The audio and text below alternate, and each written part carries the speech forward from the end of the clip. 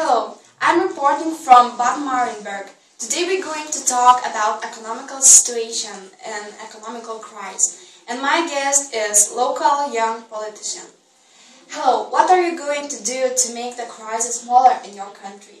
Hello, first of all, we are trying to open local stores that in these stores you could buy products from your own country, and as a result more people would have money and the crisis wouldn't be so would be better.